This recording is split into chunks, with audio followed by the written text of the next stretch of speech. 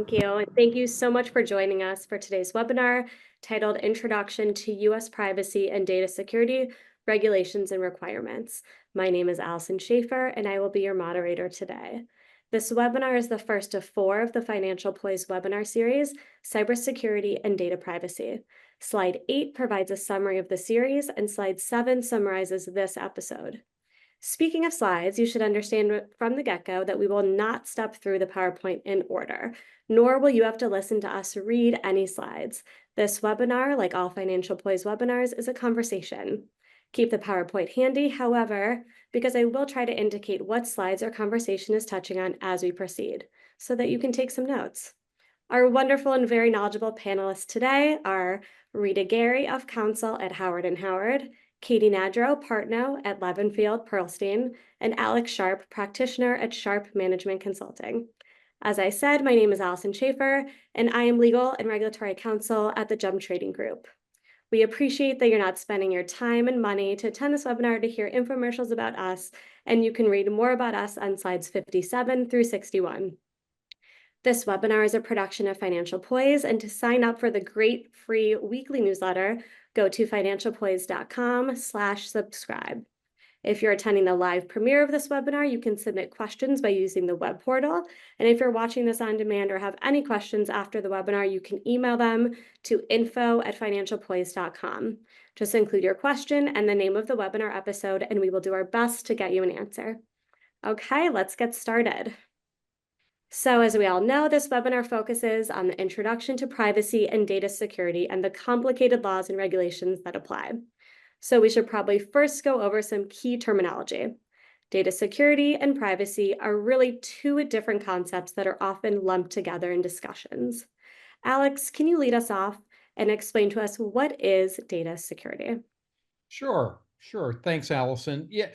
So security and privacy are very much related, but the robustness around it, who owns the data and all, is really what changes. So when you look at data security, you'll find that those are governed by basically two international bodies, NIST and ISO, NIST being the European, and the US based, ISO being international.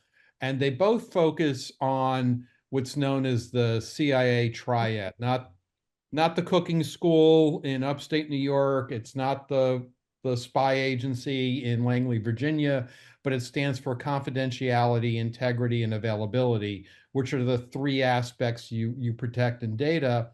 And then you look at in all states, and that really also comes down to 3s: storage, processing, and transmission. Wonderful. And Rita, what is data privacy and how is it related to data security?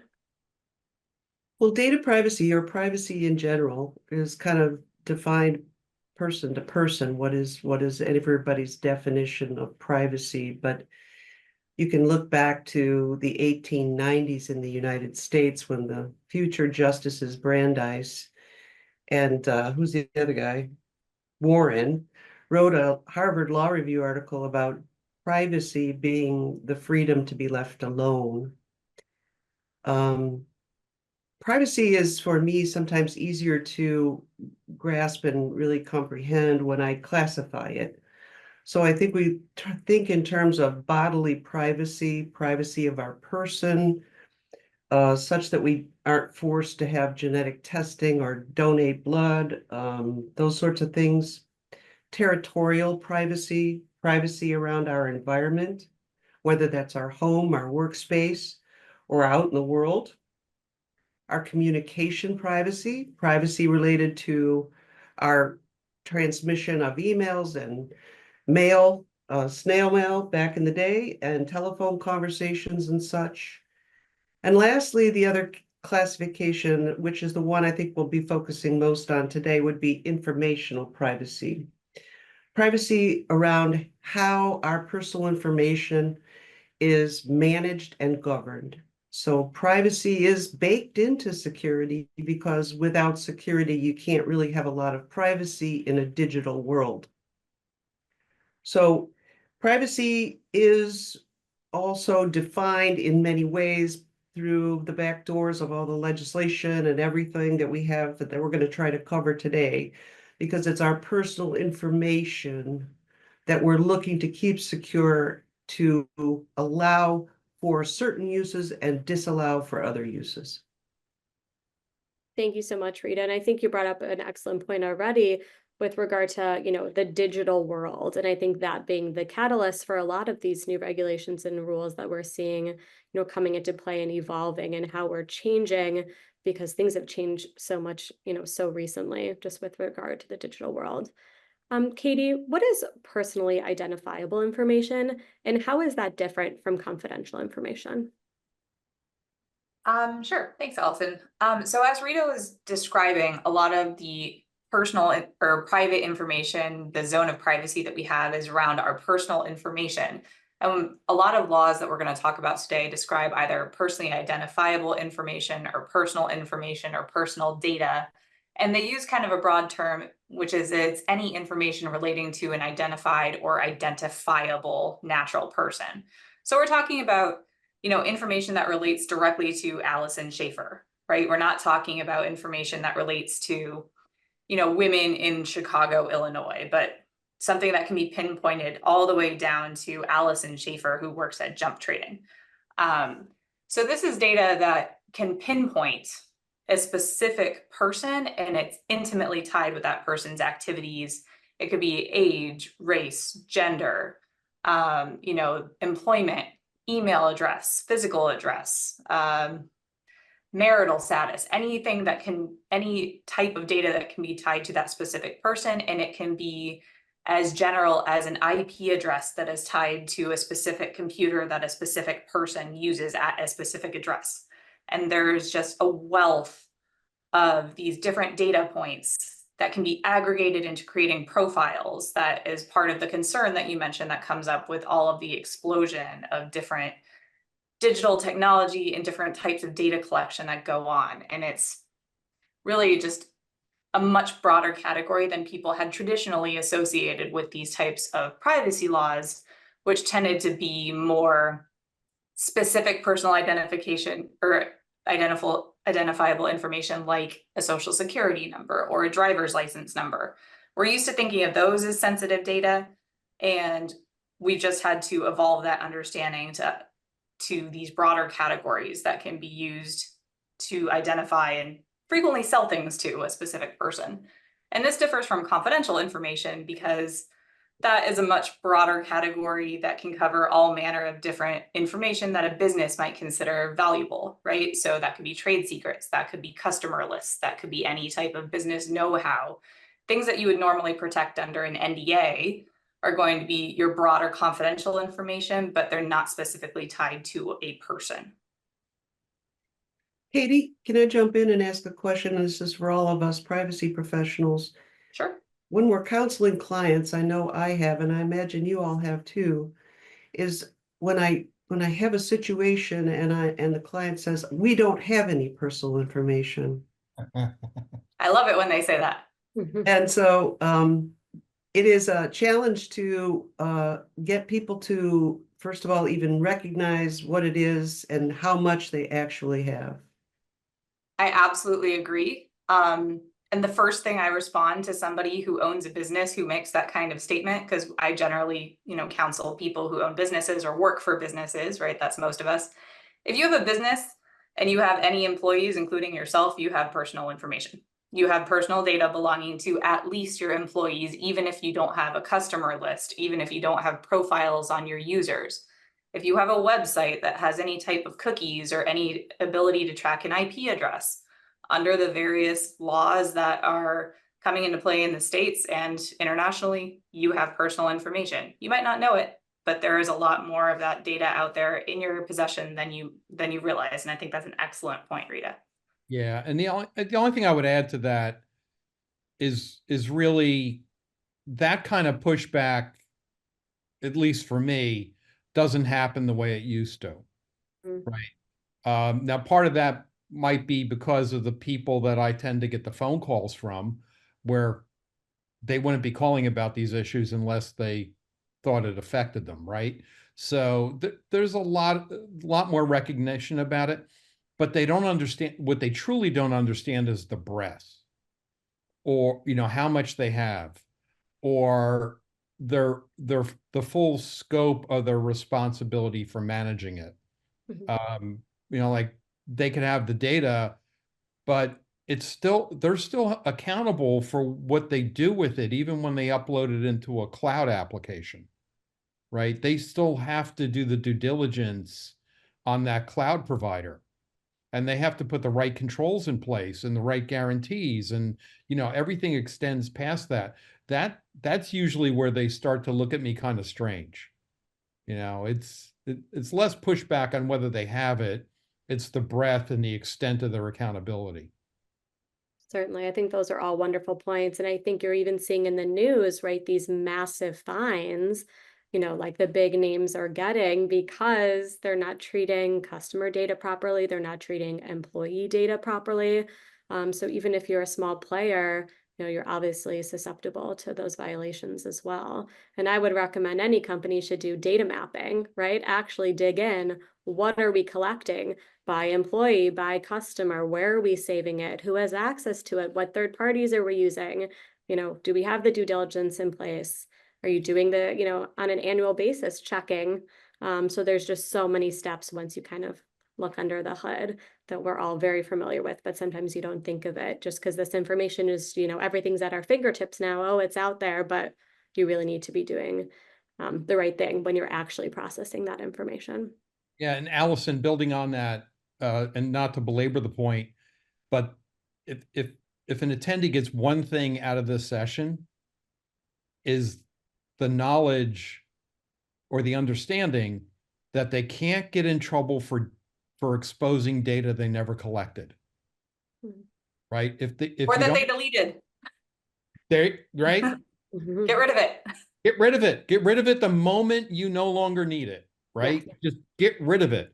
The purpose is not there. You don't need it. Yeah. No.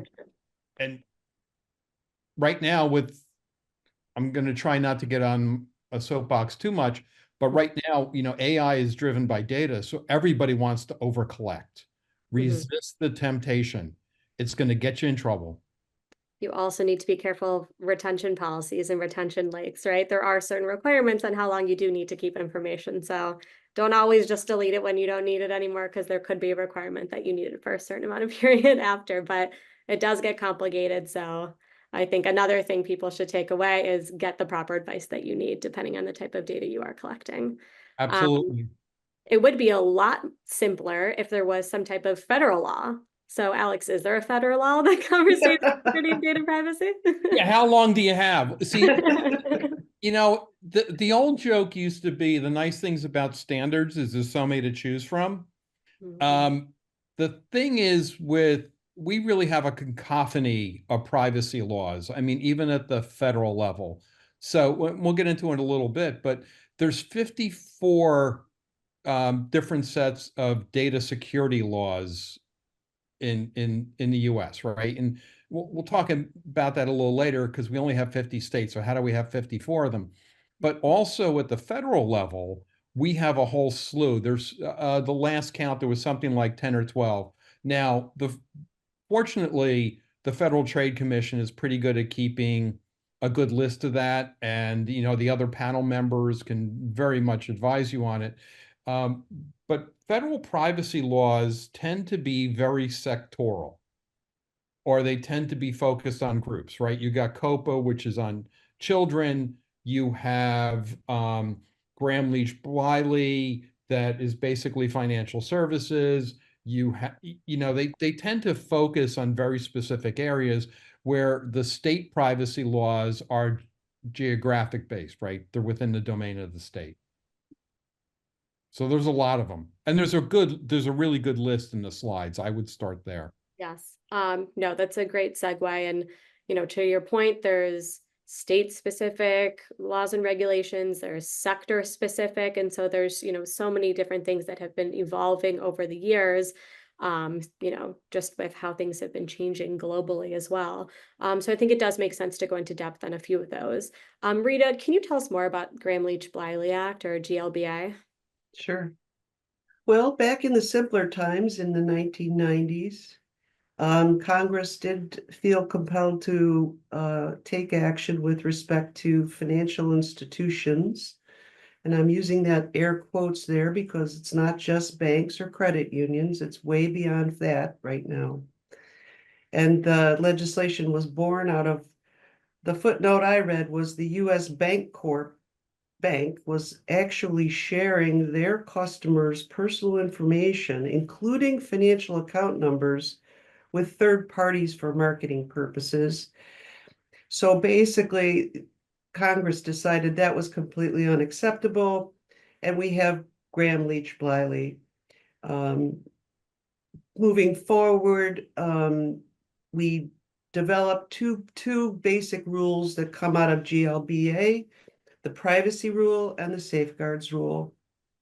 I think the privacy rule is a sample that we can all relate to because at least once a year you get a piece of paper from your banking institutions explaining to you or purporting to explain to you what your personal information, how much they have, what do they have, who they're sharing it with, and so on and so forth. And that's your privacy rule in a nutshell. In the safeguards rule, it's a little directed towards what measures financial institutions must implement to keep customer information secure. The safeguards rule was recently amended to expand the definition of a financial institution to include 13 specific categories and then a catch-all category at the end. And those 13 specific ones, including auto dealerships where they're collecting financial information for auto loans, etc., down the list of people subject to it. And I believe it actually takes effect, the safeguards rule took effect with respect to the expanded group June 9th of this year. So, it's really driven to around the fact that we consider our financial institutional personal information to be worthy of federal regulation. GLBA does not, however, preempt stricter state laws. Very helpful. So that's one of those examples of one of those US federal sectoral laws. And it's really guided by the characteristic of the information that those institutions have. Certainly. Yeah, it's a great example for, a sector specific. And now we have, state specific. Katie, how about the New York Shield Act? So the New York Shield Act is an interesting addition here. It's basically an amendment to a data breach law, and we'll delve into data breach laws later and the notification requirements that come out of them. But the New York Shield Act actually expanded on both the definition of covered information, where you have to notify individuals of a potential breach that affects it, but it also imposed specific requirements for covered businesses to have administrative, technical, and physical safeguards around their information, making it more of a data security type law. It didn't impose any direct requirements. I don't think it has, specific, you must do this security control, you must do this administrative control. It wanted to build in some flexibility, but it gives a whole long list of different types of measures that could be considered reasonable under the law.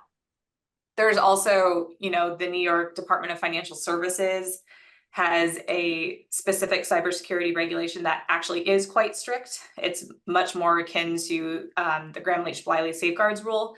And that does have minimum cybersecurity standards that apply to licensees under the New York banking law, insurance law, or brokerage law. And it's actually pretty broadly applicable if you consider how many of these types of institutions are in New York.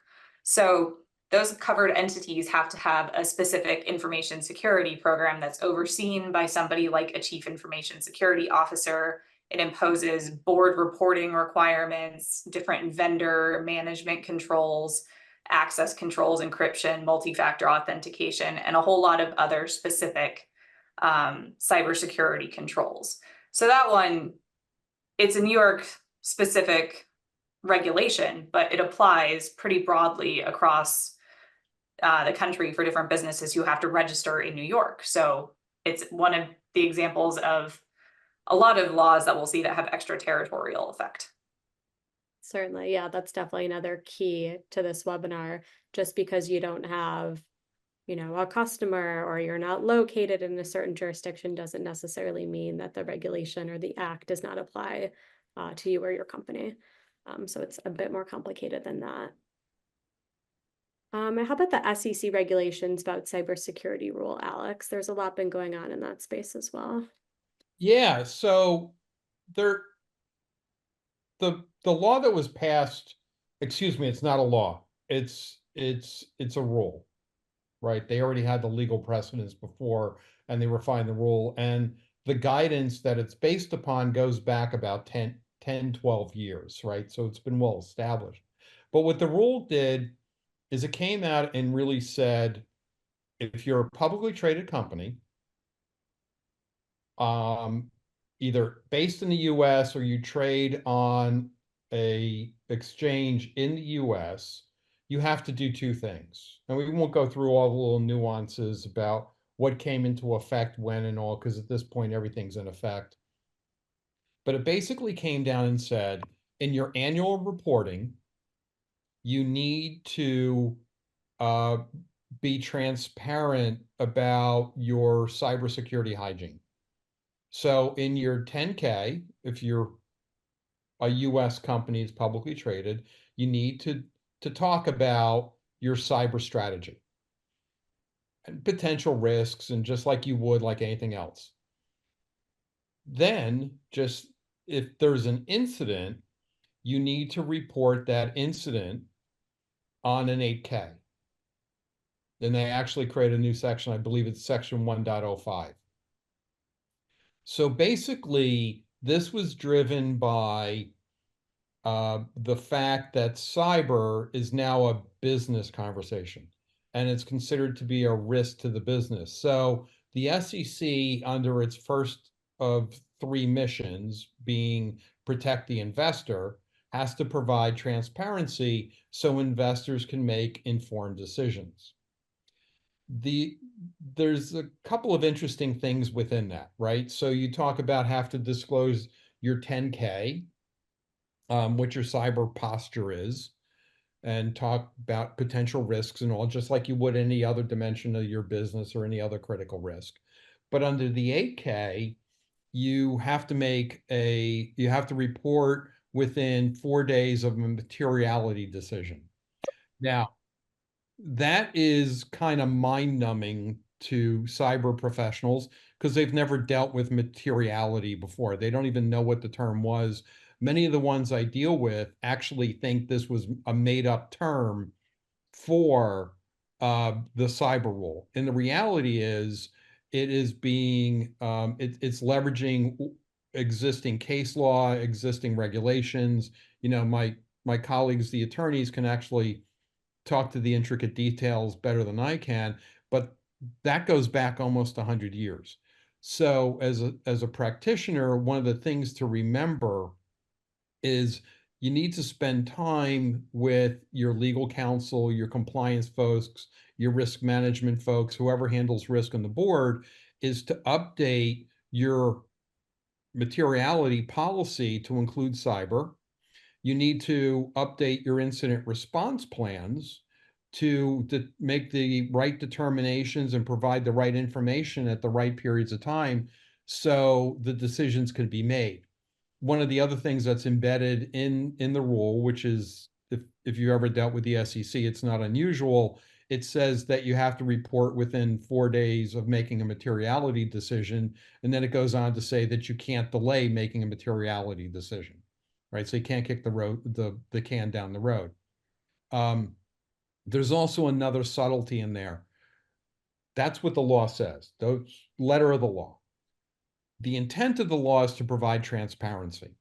So what we're seeing is a lot of organizations are actually filing 8Ks, even though they don't believe it's material or it's going to be material, but it demonstrates transparency, which is a very important thing in the privacy field, and it's growing in the cybersecurity field. if you look at a lot of the large fines that come down in privacy, GDPR has become famous for this, where they levy fines and the organization will come back and say, but wait a minute, we followed the letter of the law. I said, yeah, that's fine, but you didn't follow the intent. So it's very, very important when looking at the cyber rule that we're talking about here is to remember the intent in many ways is more important than the letter. The other piece of advice I'll give you is that is for publicly traded companies, in mission one, but the SEC has two additional missions, right? They need well-behaved markets and they need to foster capital formation. So there is another rule in the works, and I'm not sure what the exact status is of right now, and that is around all market participants. Publicly traded, privately held, no matter how you look at it, if you play in the financial services market, you have requirements that you must uphold. And when you start looking at it and start thinking about it, that is pretty far reaching. How many organizations out there are not related to financial services or impacted by financial services? Yeah, extremely helpful, Alex. And I think another thing to keep in mind is that none of this should have come as a surprise if you are in the financial industry. I would say SEC and other regulators, right, FINRA and others have been mentioning for a long time that cybersecurity and the like are like on their top priorities. So they've been looking into this and trying to solve for it for quite some time. So no surprise there, but still makes it a little bit more complicated. Another sector that's extremely complex, healthcare and biometric privacy, which is closely related. But you're seeing a lot of movement there. So it's certainly important to discuss this area as well.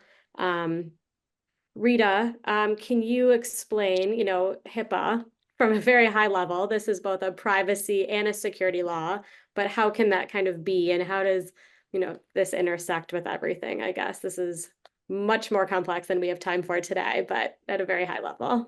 Sure, absolutely. We'll go quickly because we got a lot to cover. Obviously, everybody I think here is familiar with HIPAA. It's one of the more popular ones, I think, or at least known ones. 1996. Your personal health information, protected health information, is another category of PI that is worthy of congressional action. And they wanted to make sure that the covered entities that are involved in gathering that personal information, or the PHI, those covered entities, doctors, physicians, insurers, and those companies called business associates that are related to them, are subject to privacy and security rules. And that's really quite broad, nutshell HIPAA. What I think is important to remember, however, is that personal information related to your health that is collected, used, garnered in some other fashion that is not related to a covered entity is not subject to HIPAA. And a lot of states that are enacting consumer data protection laws are essentially aware of this because HIPAA does not, again, preempt stricter state laws. So we are, inroads are being made at the state level to bolster specific states' residents' rights. And for those of us in Illinois, here, just real quickly, I just wanted to let you guys know that BIPA, the Biometric Information Privacy Act in Illinois, which was way back in 2008, has now recently been amended to eliminate the multiple scan penalty arrangement that was originally codified in this act, to reduce it to a single scan per person. We all saw this arise in the $17 billion, billion with a B, against White Castle restaurants recently. And obviously, even the legislature and the regulators recognize that that kind of penalty and damage award would be unsustainable for businesses. So BIPA has been around a long time, but did not essentially become, I don't want to intrude on Katie's conversation because she probably speaks more intelligently on this than I will, but I think it's interesting that we were at the forefront back in 2008, and we're kind of trying to play catch up here in Illinois on the comprehensive consumer data privacy laws. So it's a fits and starts here in Illinois. For sure. And Illinois was the first to enact the biometric data privacy law out of all the states. And I think the White Castle case is a very interesting one because we were talking about the type of data that was all employee data, right? That wasn't customer data at all. It was employees that worked for White Castle and the process that White Castle had in place with regard to, checking in, checking out, pay stubs. That's kind of how they became in deep water. So Katie, I don't know if you wanted to go back a little bit, anything to add on HIPAA, or Alex, I know that the biometric information also a hot topic for you as well, if anyone wants to add anything. I'd just like to build on Rita's point that there's a lot of data that people wouldn't necessarily consider health-related data that doesn't fall within the scope of HIPAA. So anytime you're wearing an Apple Watch and you're tracking your heart rate with an extra app on it, or you're using like a period tracker, or keeping track of a pregnancy, or keeping track of your heart rate through like something through your doctor's office, even well, your doctor's office would be under HIPAA. There's a whole lot of health-related data that's captured by smartphones, wearables, other apps that are out there to help you increase your wellness. And that falls outside the scope of HIPAA, as Rita was mentioning. But there is a lot of movement in states like Connecticut and Washington to more broadly regulate that type of health information. So again, if you're out there issue spotting with somebody and they're like, well, I don't have health information, we don't do anything with HIPAA, we're not a business associate, you might have to delve a little more deeply into that to consider whether there's any type of collection that could be considered health information more broadly that might be swept into these laws. Yeah, those are very good points. Thank you. Alex, I don't know if you wanted to add anything on the biometric side of things. If not, we can keep moving. Yeah, kind of the natural extension of that. By the way, as a longtime friend of, or I should say, longtime fan of White Castles, I hope they stay in business. Oh, they reduced it down to 9.4 million on that. That's really good to know, right? So I will do what I can every time I drive by one to help them pay their fines. But it's interesting. We're talking about this in the biometric. There's a lot of interesting things going on because of IoT and the devices. It turns out that somebody sitting in a fairly new car, like in the past 2 or 3 years, with the normal devices like an iPhone and a watch and all that, actually have more monitoring going on than they did in a hospital bed 10 years ago, right? The amount of data that's being collected and what could be done with it is astronomical. It's just shocking. So there's a lot going on. The FTC, the Federal Trade Commission, has made some noise that they believe that the Federal Trade Act covers this kind of data, and they're kind of looking around for some cases to test that assumption. There's also, in addition to biometric data, there's genomic data, right? Our DNA. You talk about something that's personal. What's more personal than that? In a lot of ways, there's very fragmented coverage about protecting that information. When at the end of the day, we can change a password, we can change a social security number, we can change a driver's license, we can move, but we really can't change our DNA. So there's a lot going on there. Then related to that, we also have geolocation or geospatial. Some of the states are actually mandating protection of geolocation and geospatial data, where you are at any particular time or your movements, which all these devices check. So we're seeing some very practical extensions to all these laws that are really designed to allow people to protect their privacy and to remain hidden, right? Hidden is the wrong word, right? To protect their safety and security.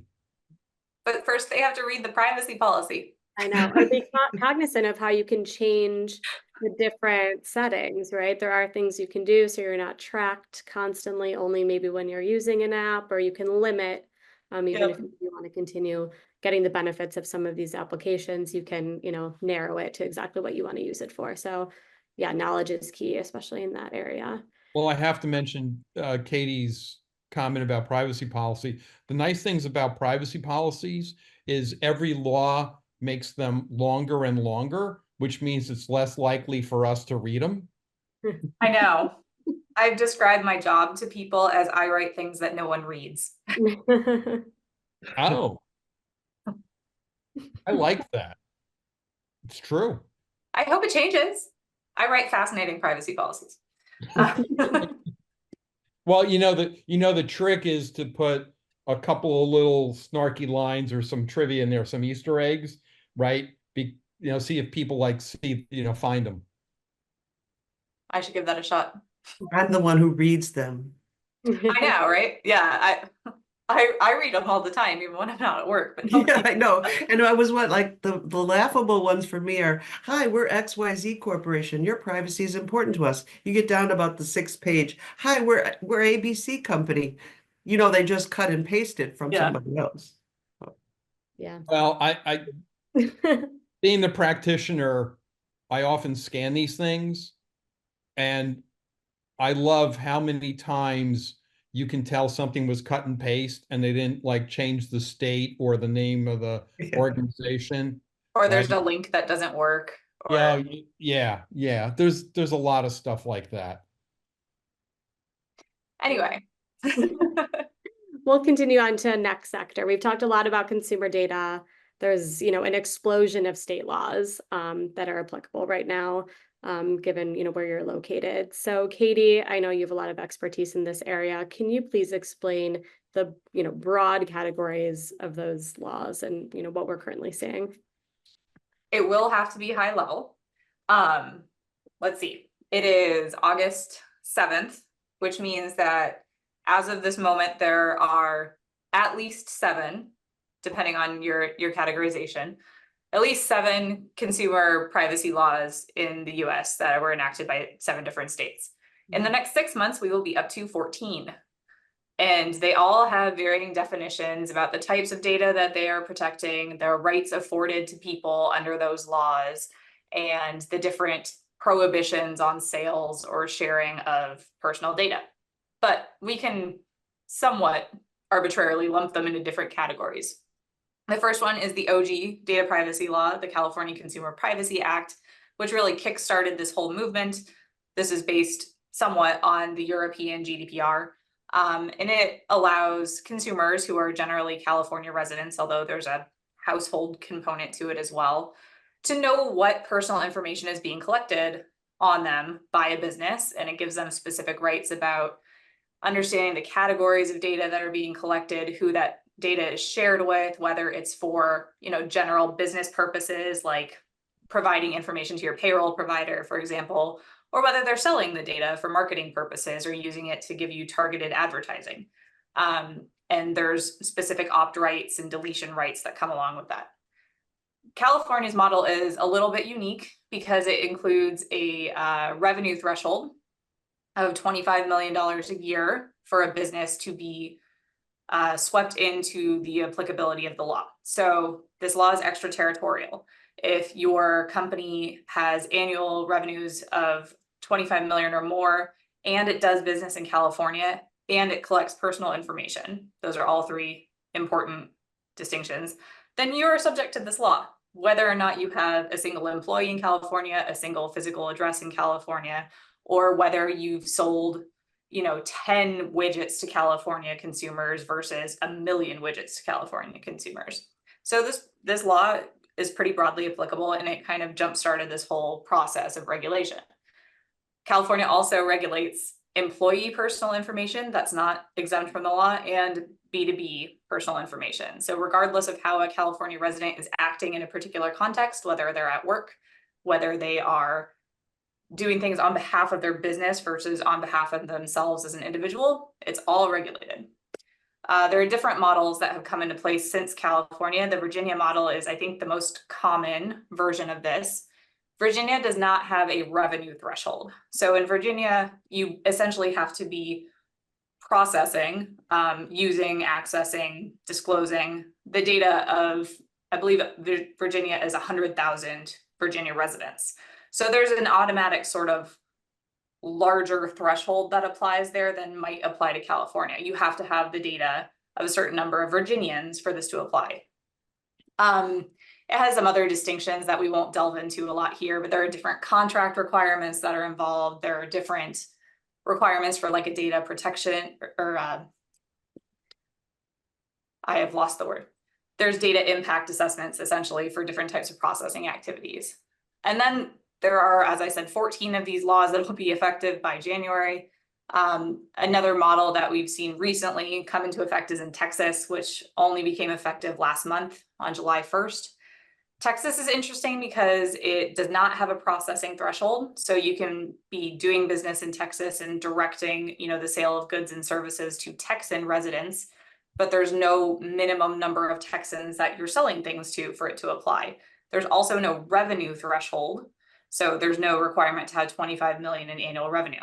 What they have instead is a small business exemption. And it basically says, if you are not a small business as defined by the Small Business Administration, then the law applies to you. The trouble there is that making a determination of whether you are or are not a small business is a little bit complicated. You have to look at these small business tables and determine what industry you're in. And then there are different either revenue or employee count thresholds which could apply to you. And it determines on you have to appropriately determine what industry code you are associated with. So it can be complicated, which makes it harder for businesses to comply without, doing some detailed work on that. And then there are a lot of other variations which are going to be out there soon. It's an interesting and dynamic time. Certainly, yeah, very complex. And I'm curious, real quick, have any of you guys read about or heard a case or anything related to somebody successfully arguing either in a civil action or a regulatory action that they were not subject to the state's legislation because they failed to meet the threshold?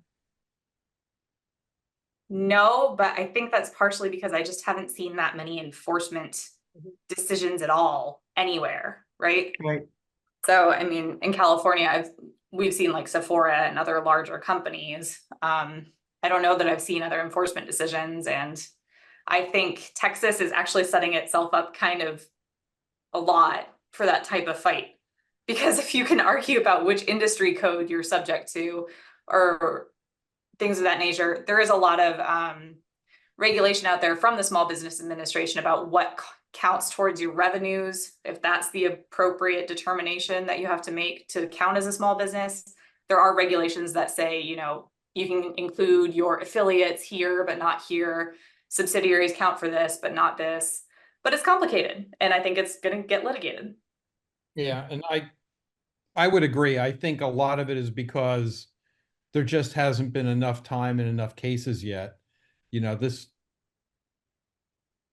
Most of the 19 that have, 19 states right now have privacy laws that have been passed, but not necessarily, their effective dates aren't in place. There Right. hasn't been enough time, enough cases. The other thing that this is kind of mind-numbing,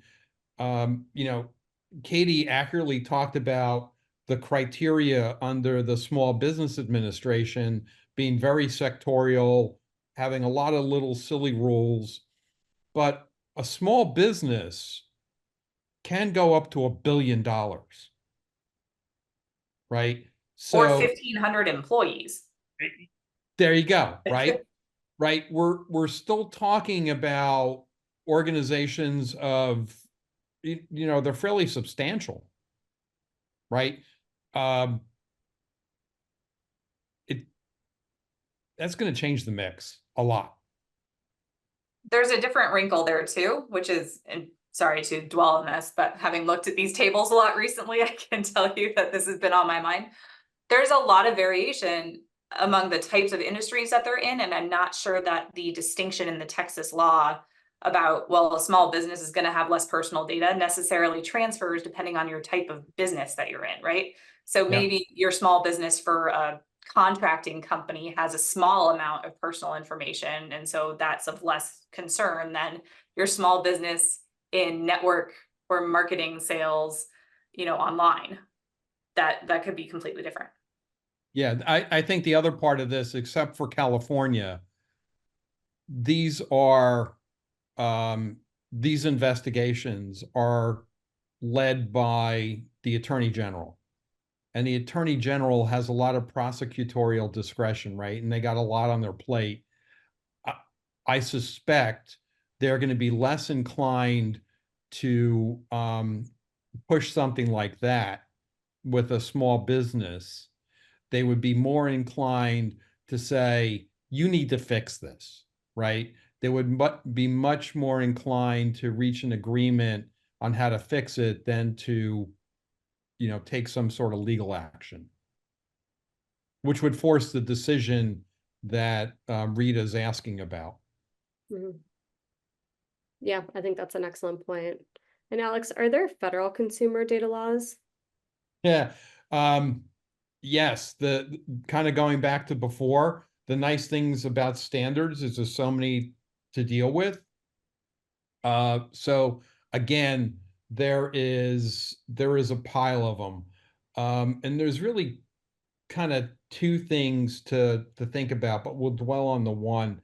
So on the federal consumer side, right? Consumer is a very defined term.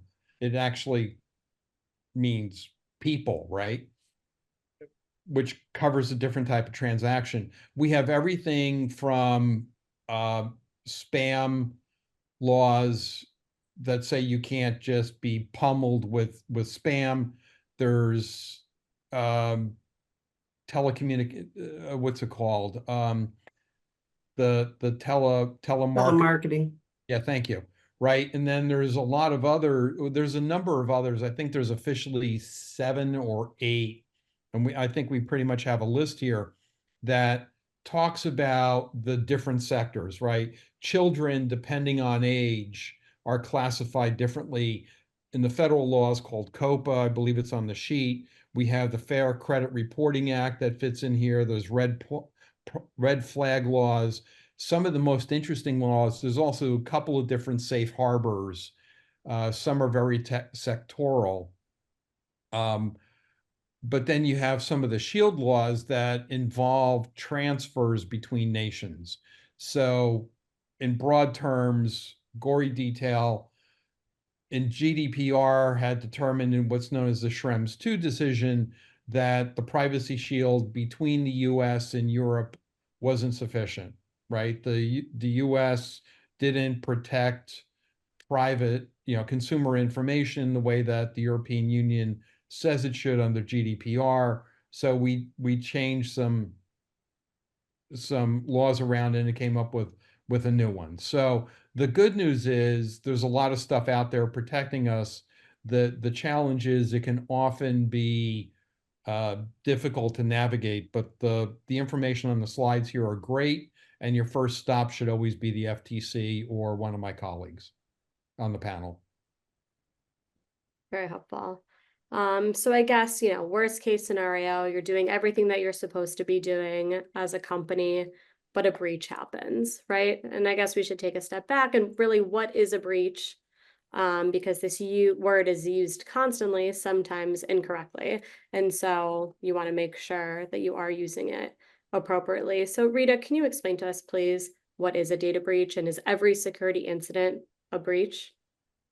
Yeah, I'll do it as best I can. I'm not a technical cybersecurity or infrastructure security officer, but my understanding through actual, day-to-day work with my clients is that we have a surface that faces the internet.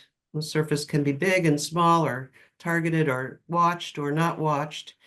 And every time somebody attempts to try and penetrate that surface, you're pinging that whole system internally. And a security incident would be, as my client experienced, I think, that they had somebody come enter through their system through a phishing email through their Office 365 environment, but by the back door, because the vendor left the door open, they were able to essentially strip $7 million of digital cash out of their environment, but not a single person's personal information was breached. A So lot we of have a times they're security selling out incident. for We the have, we money, have a right? They big don't want the problem. personal data. They just want the amounts. Yeah, that's a So, unique one. yeah, it was really quite unique and quite the battle with the insurance companies to get coverage appropriately. The second time it happened, that shame on them. Second time it happened, then there was exfiltration of personal information from individuals across 27 different countries. So I was general counsel.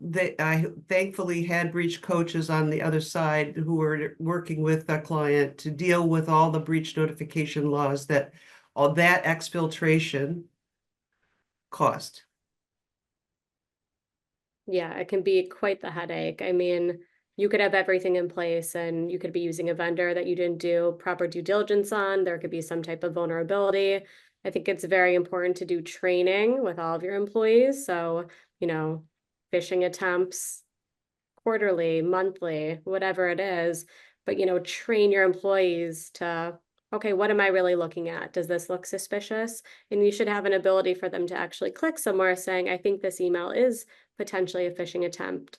Having your InfoSec team, your IT team, then look at the email and let them know, no, this is legitimate, or good job, you actually, caught something that went through our system. So there's a lot you can do in this space. It's constantly evolving. And there's a lot of different state laws that are at play here as well. So what laws currently are regulating data breaches? Katie, if you want to hop in here. Sure, of course. So in addition to, the 27 countries that you might have to deal with, which, oh man, that's unfortunate. Yeah. We have, I think, 54 at least different data breach laws that cover the 50 states in our territories. They each have a different data breach law.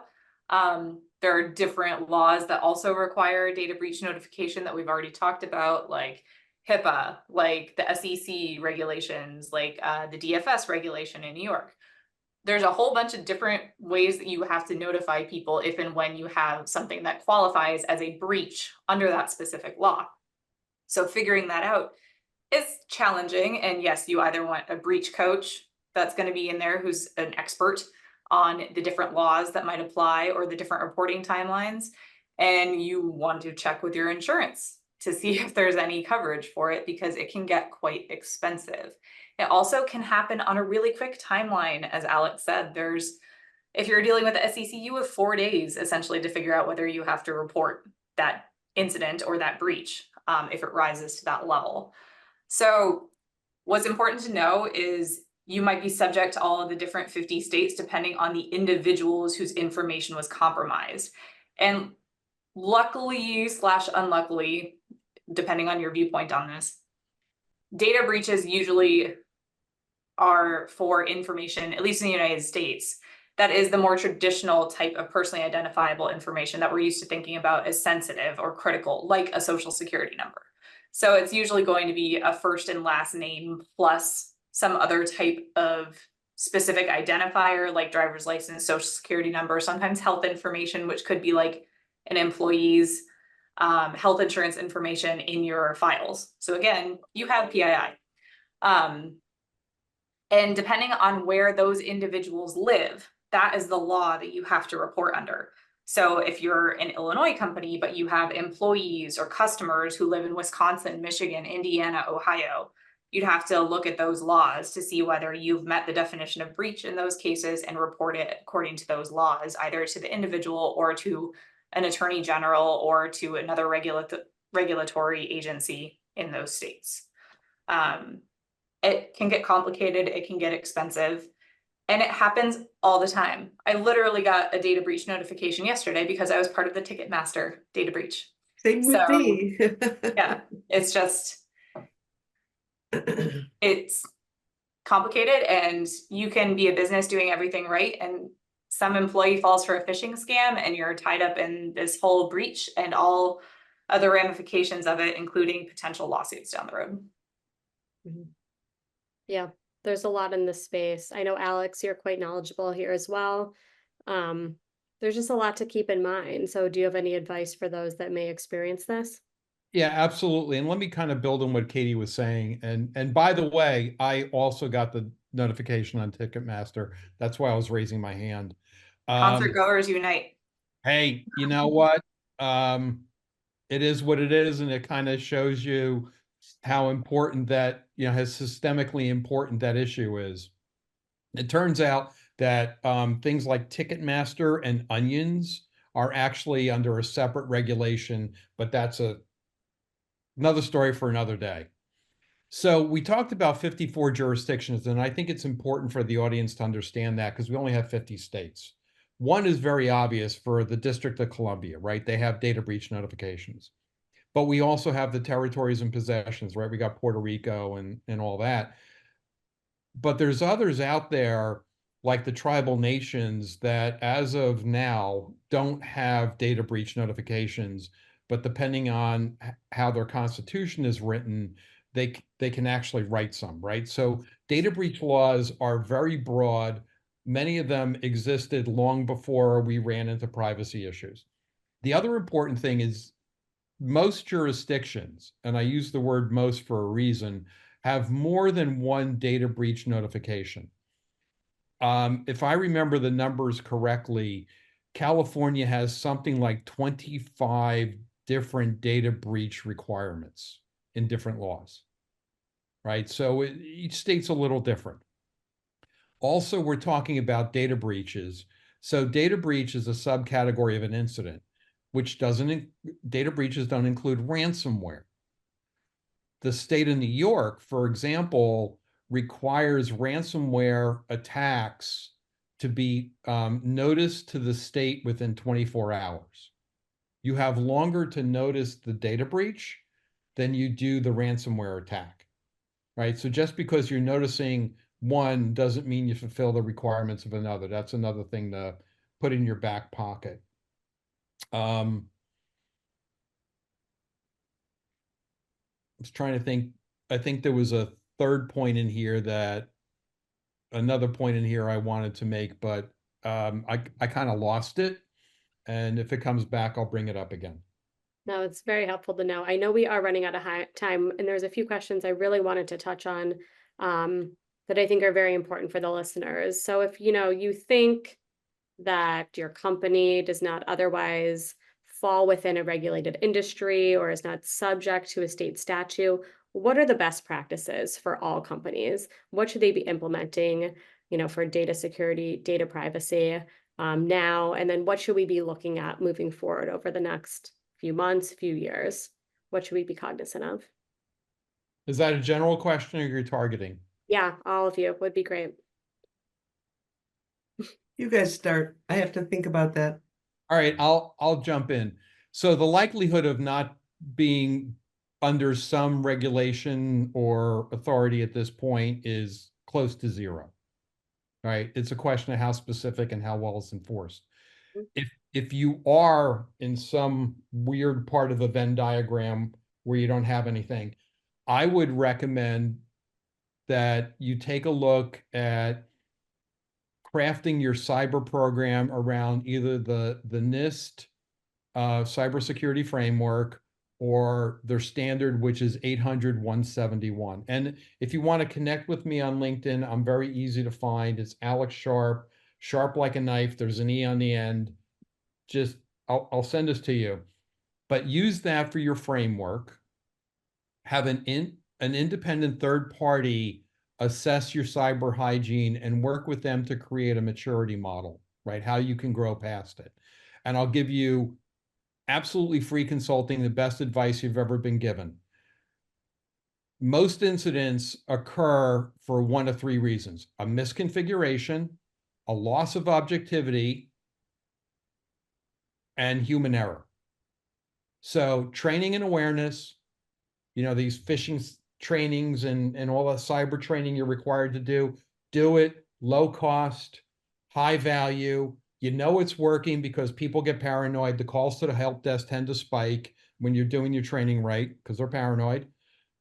Bring in this third party to look at what you're doing, because they're going to be able to share with you learnings from other people. They're going to make suggestions. They're going to find misconfigurations. They're going to help reduce your loss of objectivity. I think that was excellent advice to end on. I'm sorry we don't have time for the rest of you I'm to sorry. join in on that question. No, it was perfect. So this does conclude our webinar. Thank you so much to our wonderful panelists and for joining another entertaining yet educational production of Financial Poise. Look for Financial Poise webinars wherever better continuing education webinars are sold. Thank you all. Take care. Thank you. Thank you, Allison. Thanks, everyone.